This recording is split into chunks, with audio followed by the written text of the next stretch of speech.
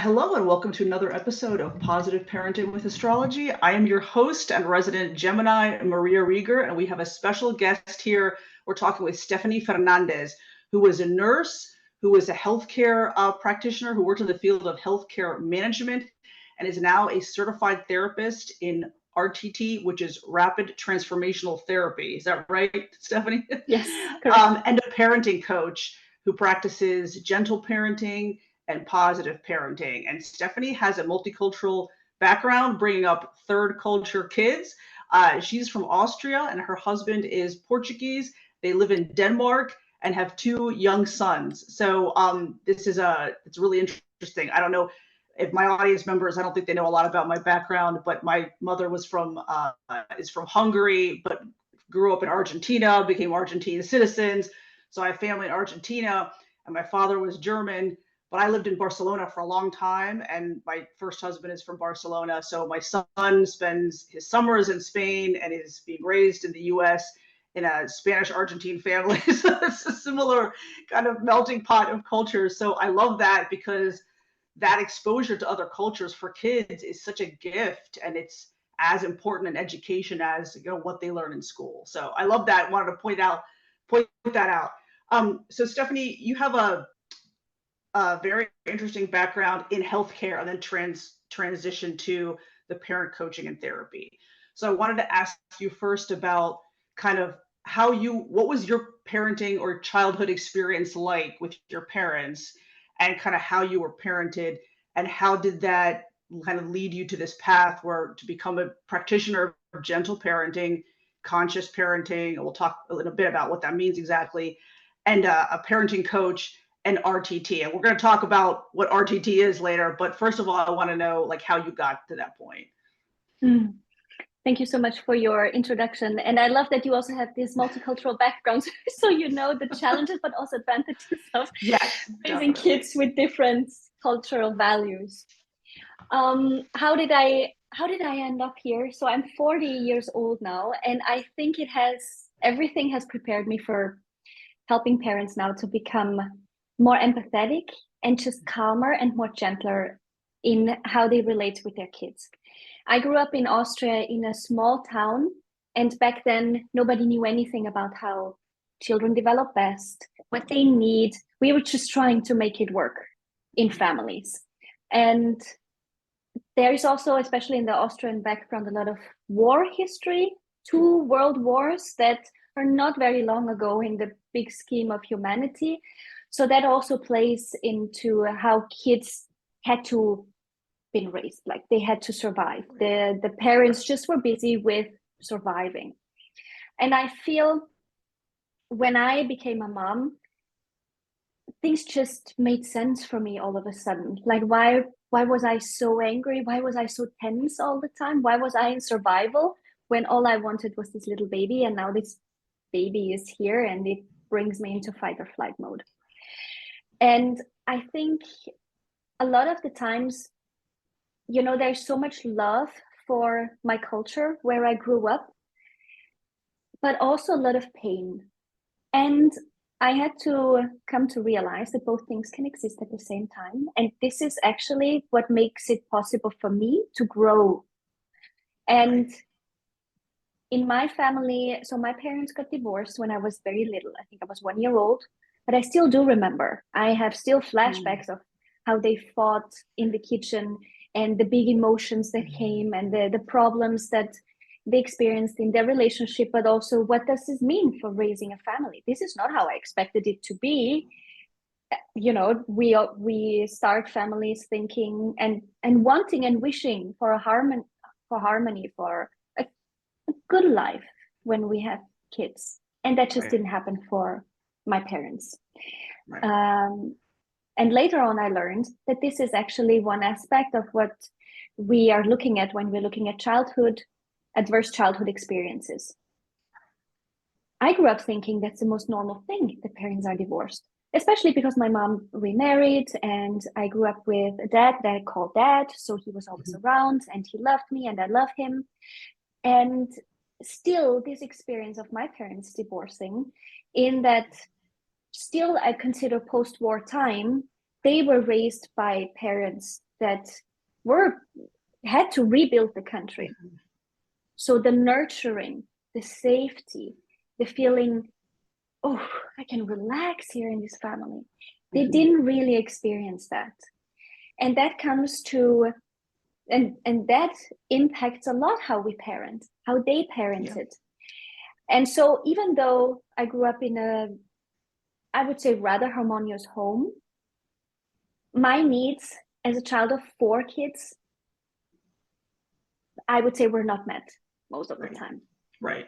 And it's difficult to argue that because everyone has a different experience of reality, right? So if you ask 2 kids that grow up in the same family, how did you experience that? They might say, well, everything was so fine. I don't know what your problem is. So we have those different perceptions. And it's important that we don't say this was the reality. It was my reality, how I perceived it and how I would have wished things would have been different. But they weren't because of external circumstances that I just described, but also because a lot of the times we just didn't know. My parents just didn't know.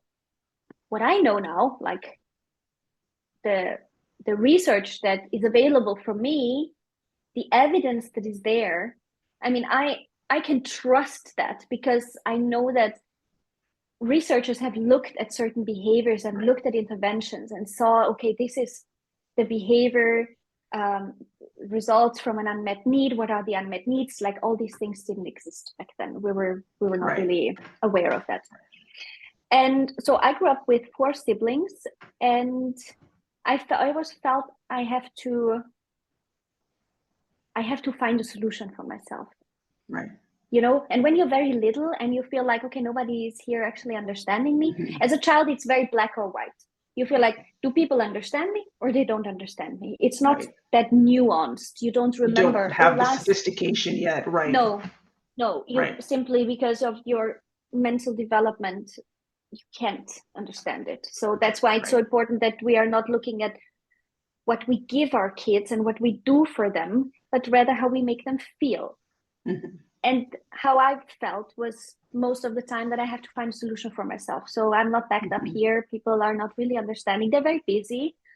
The relationship with my siblings was also difficult because everyone was constantly like a bit tense, you know, and not just relaxed and calm and connected and peaceful.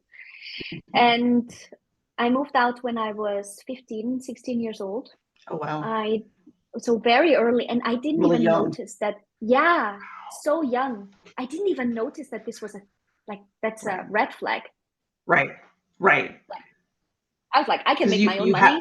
You had to be independent, and as we know now, like hyperindependence is one of the hallmarks of childhood trauma because nobody came to save you, nobody helped, even when you asked for help. You know, as best you could as a kid, nobody came. So you learn not to count on anyone. And it's unfortunate, but that's the reality. Yeah. Exactly. And we think often as trauma as this huge thing. You know, you have an accident or sexual abuse or there is physical violence in the home. These things didn't exist in my home, but I was still, I still experienced this as traumatic growing up there, but not because someone did something bad to me, but there was a lot of lack of the things that I would have needed. And so I moved out, moving in with my boyfriend at that time. And I felt like I find a job, I can pay my bills. Yes, they still support me a little bit from the money they receive from the state. So that was mine, the child support money. And I did my degree in nursing. So back then I could still just do a vocational training in nursing, which was very helpful for me because that decreased my barrier of having a job and being able to get an education where I could get a good job and a good pay. So that was beneficial for me. And then I lived like 10, 15 years on the run, not even being aware. Wow. I just didn't know. I was looking always for the next best thing, the next education, the next boyfriend, the next partner, the next apartment. Sounds too like you were like hyper achieving, right? I like was. I'm going to show people, I'm going to be noticed, and I'm going to show people that I matter and that I am worthy, and I'm going to do it by hyper achieving and doing all these things. But then the problem with that is, as you just hinted, like you're chasing that all the time and you get to the next level and you have that same feeling. You don't have this sense of completeness and fulfillment that you were seeking, right? So you keep chasing it. Exactly. Yeah. And I was not even aware that I was a high achiever, also because in our society, it is appreciated. Oh, wow, look at you, how far you made it. Look how hard you can work. You can work 2 jobs and do a training as a nurse. You are a trooper. So that made me feel good. Sure. But it was not healthy. But I could do it because I had the resilience and I had the strength. So I'm happy I was able to do it, but it didn't make me happy. It just didn't. But I was not aware of what was going on. I just felt the life that I was supposed to live, like a typical Austrian life, was not for me. But because I couldn't stay in relationships, I couldn't get that fulfillment in a relationship. It was always very difficult in relationships.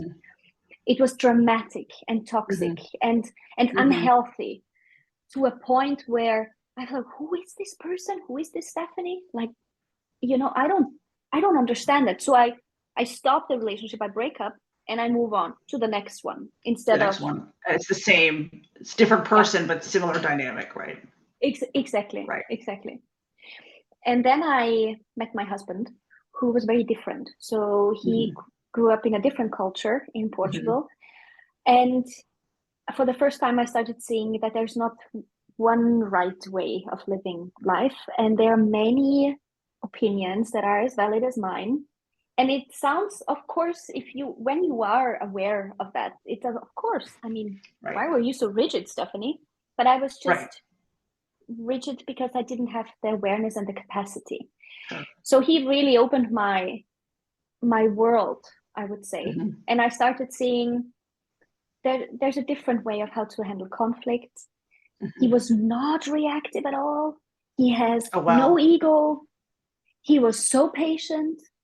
It was like, is this even real? Can this be real and true? It almost seemed like, I'm not sure about that, because, you're just faking it. Right. Because I've never met someone like that. So that was a good experience. And then I became a mom. And I moved away from my little town and I saw the world. And then it all started making sense. And I started seeing that how I was parented just doesn't align with me. I don't want to be shutting my kids down just because they have an opinion. And I want to understand them, actually. So I think the biggest thing for me was like, I'm not understanding what you're saying. I don't understand why you cry. I don't understand what you need. Like, what's going on? So that was really a big driver for me to start understanding this other person. And that is what relationships are about. And it's no different in parenting. And you have teenagers and you have to rediscover who they are, right? Even though you know them all their life, but you're curious. Yeah. Exactly. And so I came across rapid transformational therapy because I really had a hard time in my postpartum time. I had this baby in a country where I had no family, no friends, or not no friends, but not friends that would just pop up and say, you don't have that help? like guaranteed support network that you can feel comfortable calling someone and asking them for help. Yeah, that's important. Exactly. Yeah. So I didn't have that, and I didn't even know what to talk about, because I felt, okay, this is just normal that women and new moms feel like you have this baby and you wanted it so badly for so many years, and now you are ungrateful and you're not happy. Like what we always hear, well, you chose this, so you chose what's going on? Yeah. Yeah. And it's hard because when the babies are very young, they require so much care. And it's not always like that, obviously, but it is for the first few weeks, a few months. And then they, get older and a little more independent. So it helps to think, well, this is short term. This is what they need now. But my life will not always center around the needs of this baby. Right. But when you're mired in the thick of it, it's hard because it's a big adjustment for sure. Yeah, it is. And I had this session on rapid transformational therapy, and I started understanding where all this pain is coming from. And it's all an unmet need. It was still an unmet need of feeling loved and protected, and just receiving a hug when I was 4 years old, and not being sent out of the kitchen because my mom had to cook dinner. And I understand logically, as an adult, I understand. As a child, I didn't understand. And that was so deeply ingrained, and it was not a one-off thing. So we also talk about complex trauma, right? And developmental trauma, where we cannot really say, when did it start? When did it finish? It was like this whole blurb of the norm. Is this the norm? This is my normal, but I'm not feeling right about it, but I cannot pinpoint what it is because I know nothing else. I only know this. Right. And I think that really kicked off my personal growth and my healing journey. And I always like to work with people. As a nurse, I mean, it's a helping profession, and being a therapist is a helping profession. And for a long time, I thought that that's a trauma response. But I also had to just be gentle and kind and learn how to be gentle and kind with myself, that not everything is bad and not everything is trauma. Maybe I'm just a person that likes to help others. And I truly am. So I looked into the training. I did 2 years of training while working full time, having another baby. We bought a house, and then I opened my own practice. And now I feel I really arrived in that space of understanding myself, being able to communicate my needs, being able to understand what I need. So that was a big thing. You know, often when we are activated as parents, it's not because something our child did or didn't do. It's most of the time we are not able to pinpoint what is it actually that is going on for us inside. Like if our child is not listening to put their shoes, is it really about the shoe? It's probably not. So if it's hysterical, it's probably historical. That's what I learned. And I started to see my own patterns. And I can see now that I know myself much better than I did in my 20s. And the nice thing is that my kids also start knowing me because I can authentically be myself. I'm not the perfect parent, and I never teach or you know, tell my clients, don't even try to be the perfect parent. That's just an illusion. It doesn't exist. Like I'm not the perfect wife. I'm not the perfect sister. I'm also not the perfect coach or therapist. I have my flaws, but the difference is that now I know them, and I know how to deal with them and how to communicate them, especially with my kids, which is so important to stay in the relationship. Yeah. Right, for sure. I brought up a lot of good points.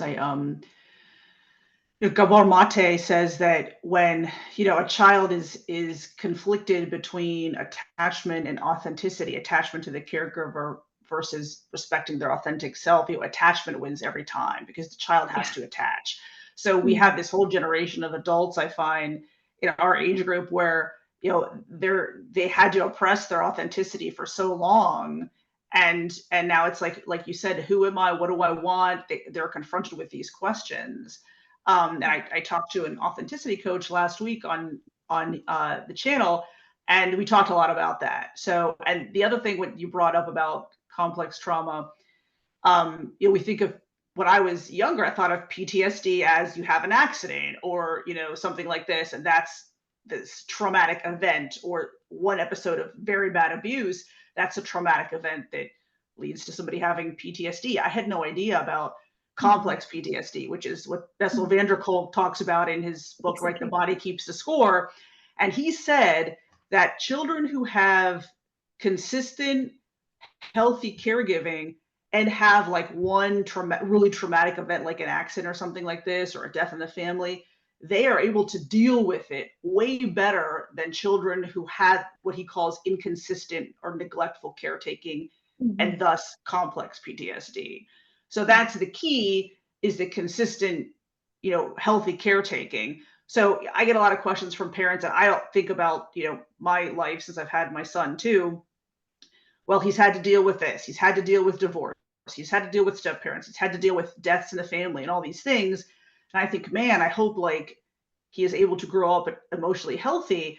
But then it's very heartening reading something like Bessel van der Kolk, who says as long as they have this consistent, healthy caretaking where they know the parents are going to respond to their needs, as you mentioned, they can weather the other events, right? They can weather those divorce, death in the family. It's not easy. I'm not saying it's easy and that it has no effect, but they're better able to cope with that, because you can't, as parents, we can't protect our kids from everything all the time. It's not only unrealistic, but it doesn't help them to protect them from any kind of disappointment or even, traumatic events like a death in the family. Grandparents are going to pass away at some point. Like, you have to be prepared. Things happen. You have to be prepared for that. So so it's not as much, like you say, it's not as much as protecting kids and shielding them from all these things. It's being present and responding to their needs and respecting the authenticity, right? So that is so important. So Stefanie, I wanted to ask you how you define gentle parenting and conscious parenting, because conscious parenting was made really well known by like Dr. Shefali's books, right? Where we're starting to work on ourselves as parents. Is there anything you would add to that, talking about conscious parenting and how you would define gentle parenting? When somebody's beginning that process, like how, if they came to you for guidance, how would you define it? Yeah. I see gentle parenting and conscious parenting, however you want to call it, a positive parenting. I see this new era of parenting as a way of how we relate to ourselves, and as a result on how we can relate to our kids. So I really stress in my work the relationship aspect. It's not about the tools you use. It's also, of course, but it's mostly, and that is what's so difficult and why so many parents have a block there. It's because they didn't learn, they don't know, they don't have the blueprint of what does a healthy relationship look like. And how we grew up, or most of us grew up 20, 30, 40 years ago, it's like, I'm the parent, I know what's best, I do all the work, I provide for you, and you just do what I say. Right. And that creates confusion. And that's the problem in a relationship. It's like, I don't matter. Like, what do you mean I don't need you to take care of everything. I'm a person, you see me, I'm here, but you don't have to take care of everything that I do. And then it results in resentment because the child just cannot meet all the needs developmentally, the expectations, there's different interests, like whatever it is, there's emotions that we cannot see from the outside, there are needs that are different. And if we cannot relate, if we cannot see our child, like really see them, not only as this little person, but for who they are, then there is no point in trying different tools. That's when parents say, gentle parenting doesn't work for my kid. Right. Because I'm all gentle. And then he's like, I had this mom saying to me, and I share this with Mission. She said, it doesn't work for me. Like, I'm telling him to blow his nose, but he's still picking his nose and I hate it. And then I'm shouting across the room and I'm telling him, go, come here and pick up a napkin. And he looks at me and he just smiles. And I'm like, but you're not in relationship with him. You're just telling him what to do. Right. And he finds it funny. But so how to get my child to listen? Like, you need a relationship. You need a relationship for teaching, for him to understand why you are saying what you're saying and what you actually want from him. And there's trust that when you talk, it's because you have their best interests in mind, right? They trust that. That's part of it, right? Yeah, it's so big. And the trust is something we cannot see. It's so intangible, and it's also quite fragile. That's why it's so important that we are able to reflect. So in conscious parenting, we're very aware of ourselves. We are aware of like what's going on. It's not always that we know why is it happening in us, why is the trigger here, but we understand, oof, that makes me really angry. What I observe here, I'm not sure what I'm observing, guys, but I'm not liking any of this. What's going on? Only that. I didn't name any feeling. I didn't name any reason. No trigger was uncovered and no need was even talked about. Just the fact that I say, I'm not sure what's going on with me here, but mommy is not liking this.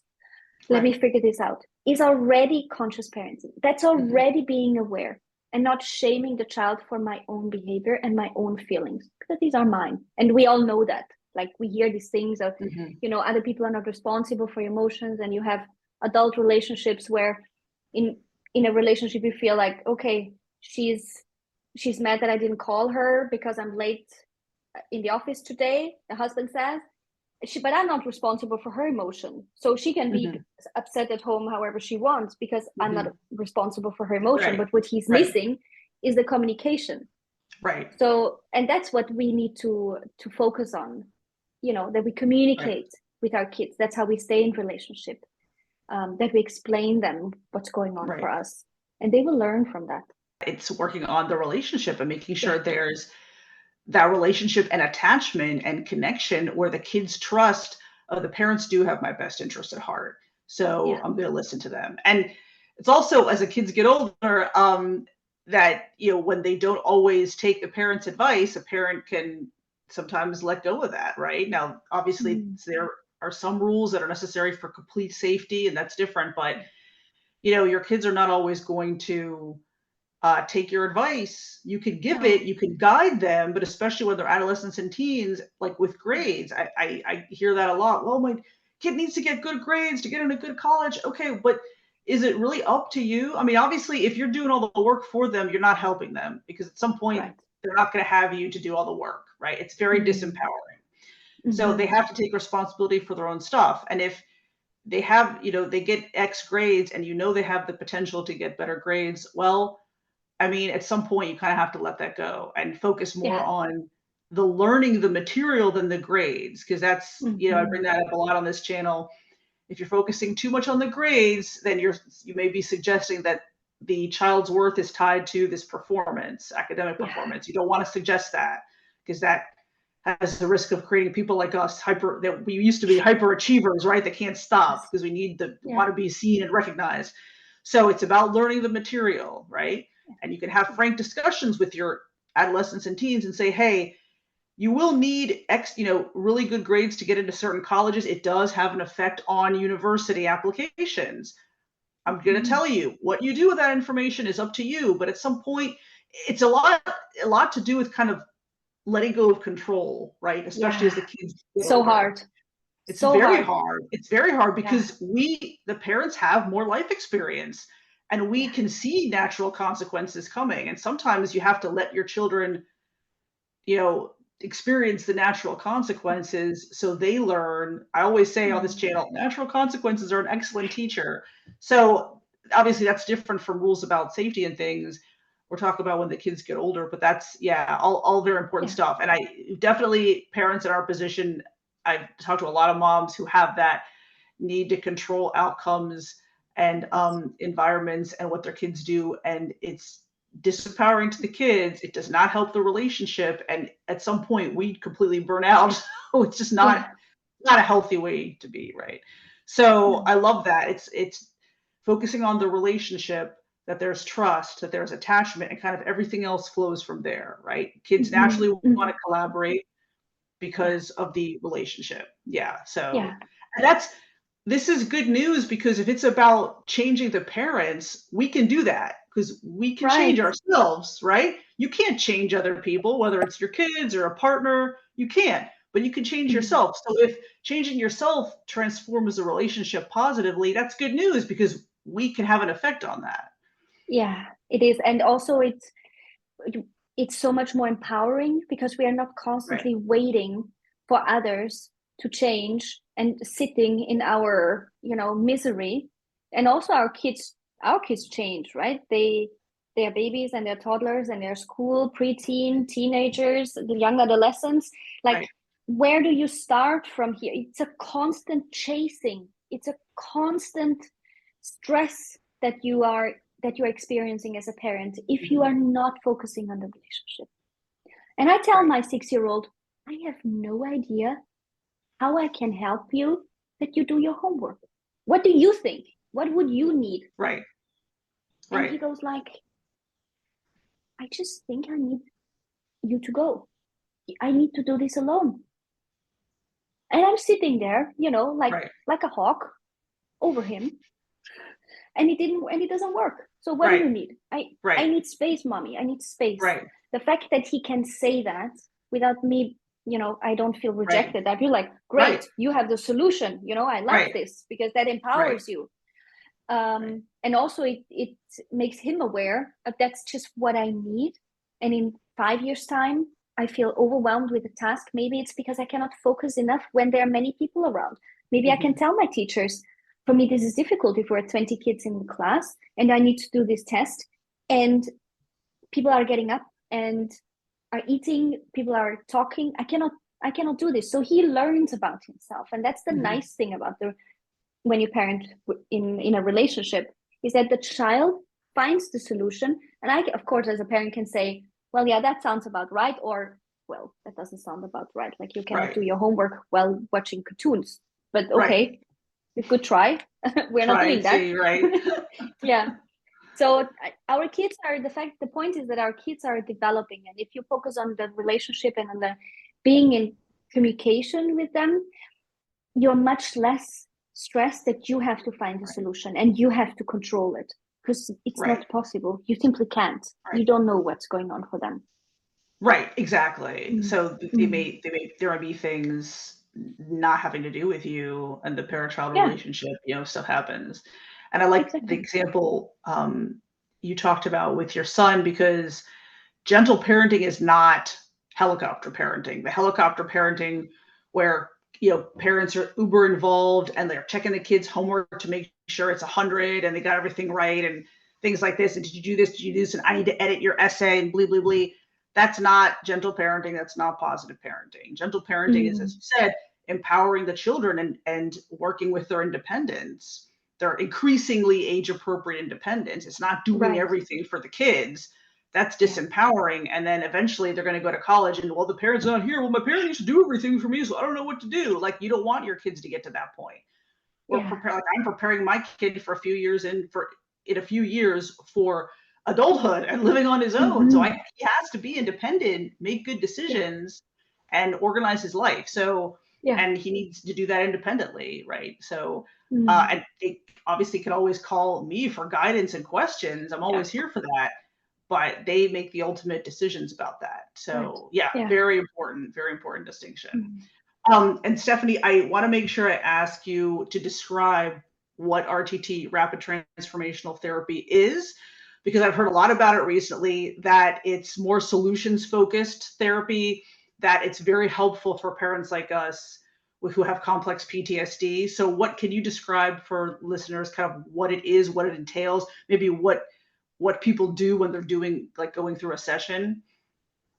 So RTT, rapid transformational therapy, is a form of hypnotherapy that uses hypnosis. So the good thing about that is that we go straight to the point of the problem, straight to the root cause of, for example, let's say you're totally triggered at dinner, your child doesn't eat, and you should stay calm, but you just cannot, for the life of you, stay calm when they're not eating what you just prepared. It's not about the food and it's not about the dinner. It's about something else. And in RTT, we go to childhood memories, and that have all to do with this situation of why you get so angry when your child doesn't eat. And the nice thing about this is that it's more about the feeling. That's why hypnosis is so beneficial for that. When we do talk therapy, a lot of us are very good talking about, we can reason, we are a lot in our heads, we are most of the time not feeling, we are just explaining and talking a lot, mostly about other people. So that's what I saw happens a lot in talk therapy, and that can have a place in its own, and that's perfect if it works. When we are looking for a solution, especially in parenting, because we see that our reactive behavior has negative impacts on our kids, then I see that we need a solution now. So first of all, I need you to be aware and understand what's going on. I can tell you all about child development and how you formed beliefs in your childhood about your worth and your voice, that your voice doesn't matter, that you are resentful because you put in all the work and your child is not grateful. I can say all that, and unless you're not really feeling it, you're not really making the connection between your head and your heart. And that's what we do in RTT. I am not the one telling the parent, that was the reason why I'm so reactive. Actually, they understand it themselves. Like it's like a light bulb that goes off. It's like, oh, it's not about my mom. It's not about me. It's not about that. Like she always loved me. I just didn't understand what's going on. My parents were fighting and my mom was so depressed and she couldn't get out of bed. And I thought she doesn't love me. Right. Just recently had a client who had a mom like that. And she really struggled with self-worth in her own parenting. And she was like, literally, she was like, what?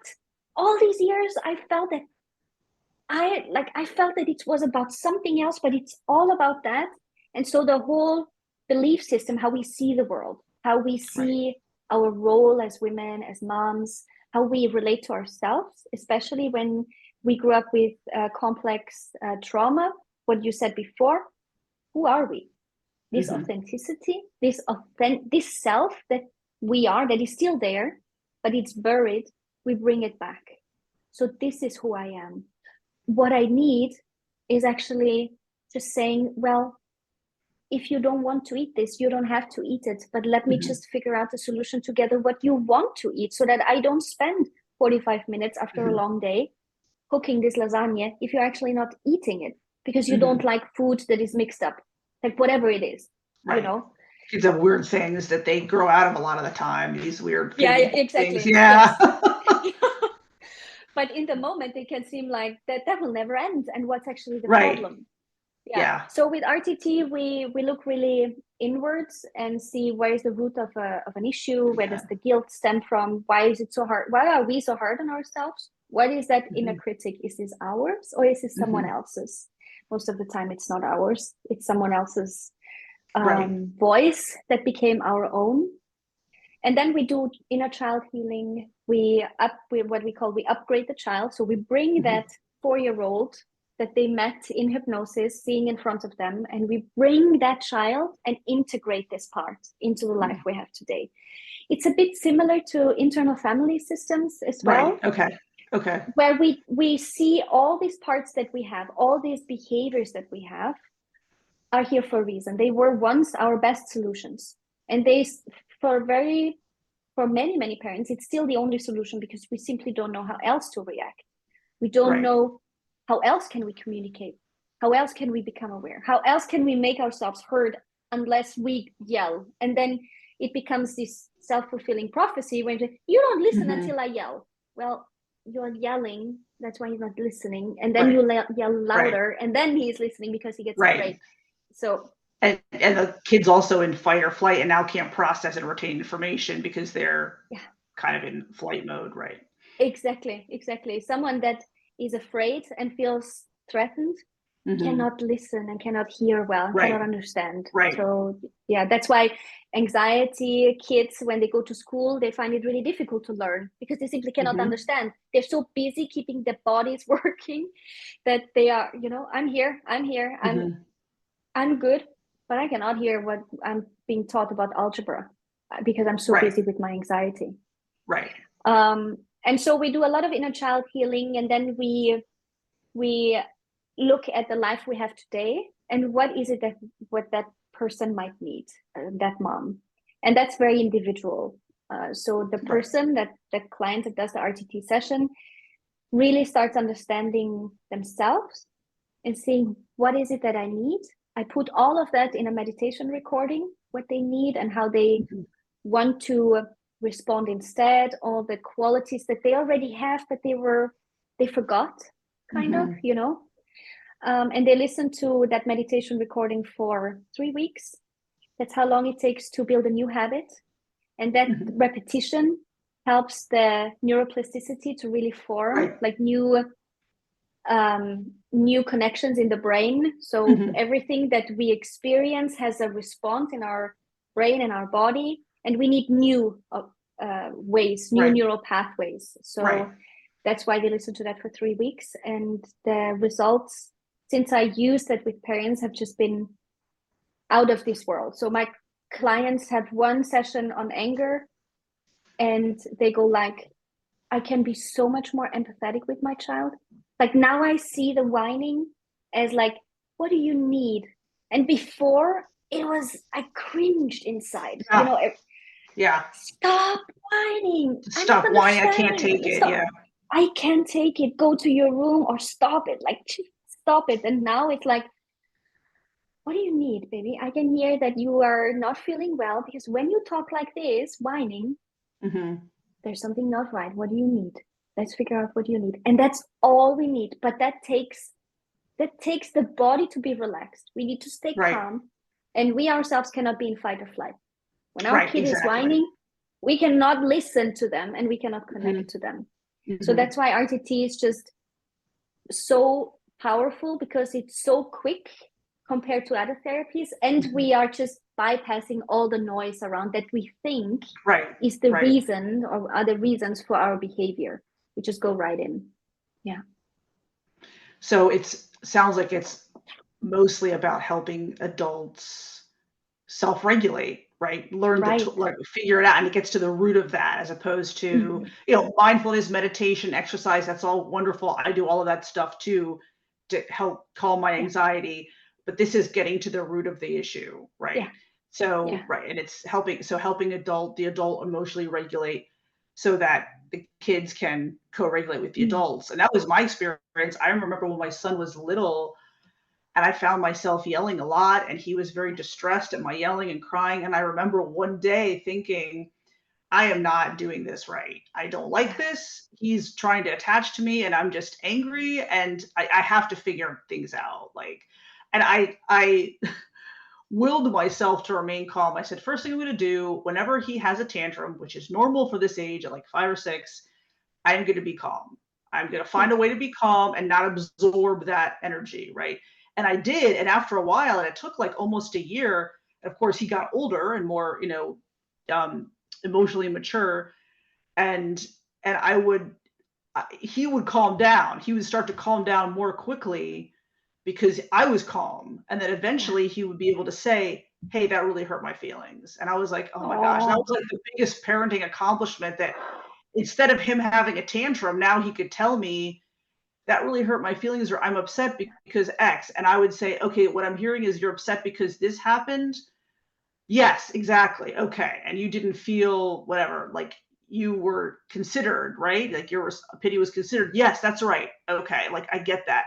So that was a huge parenting accomplishment for me to be able to get to that point. Right. Yes. And I think parents don't have to white knuckle it, right? They can use this type of therapy to help them get to the root of the issue relatively quickly. It takes work, like you say, right? Yeah. And we're going to make mistakes and start to fall back in old patterns, but eventually you get to the place where you don't have to white knuckle it the whole time, right? Yeah. So I think that's important. That's an important message, that there's help. I've done like EMDR, that was very helpful, things like this. Therapies like that. There are therapies, many of which are, in the US, a lot of us have private health insurance or employee connected health insurance, that are, a lot of these treatments most of them I found are covered by insurance. So things like this, there is help wherever you are. So that's important to for parents, in our situation, who tend to be hyper independent, that we tend to try to do everything ourselves, but there is help. That's a very validating message for parents. Yeah. And I'm glad that these treatments exist, for sure. And we touched already on kind of working on the parent-child relationship in such a way where kids are like more willing and able to take guidance from the parents. It's not about making them listen to us, because that too much sounds like forcing compliance. It's not about forced compliance. It's about guiding and teaching the kids, and they eventually want to collaborate because of the relationship, right? So so that's all really, really important stuff. Stefanie, thank you for your time. This has been great. I wanted to ask you, first of all, where people can find you and how they can connect with you to book sessions, coaching calls. You also have a lot, I want to point out to listeners, you've a number of free masterclasses available that would be really helpful, that I'm going to take advantage of too, regarding screen time and other things. You have a lot of free resources on your site that I want parents to go check out. That's going to be really good stuff. And then how else can listeners reach you? So my website is stefaniefernandes.com, and there you find a page with all the free resources and all the talks that I gave that I think is already a great starting point if you are new to gentle parenting or new to therapy, to check that out. Then I have a group course for moms who would like to introduce gentle parenting but are not really sure why, and also for moms who have been reading all the books but still find themselves dysregulated. So we do all this inner work and we combine it with conscious parenting tools that work for you and your child. I'm mostly hanging out on Instagram. So if you're on Instagram, just follow me. I am Stefanie Fernandes and shoot me a message. If you follow me, most likely I will be in your DMs to welcome you on my account and thanking you for following me. And I'm always interested to hear, what you would like to learn about. My Instagram account is about teaching you and informing you and supporting you. You get already there a lot of valuable information. And if there's anything that I'm not covering that's specific to your situation, just let me know and I make a reel and I make a post and all that stuff. So just let me know. Oh gosh, thank you so much. Make sure to follow Stefanie on Instagram, and I think you're on Facebook too. So definitely, really good information. That way you can find out all about her classes, her new offerings, free master classes, and things like that. Yeah. Stefanie, thank you very much for your time today. I really appreciate it. Thank you, Maria. It was lovely talking to you. Thank you.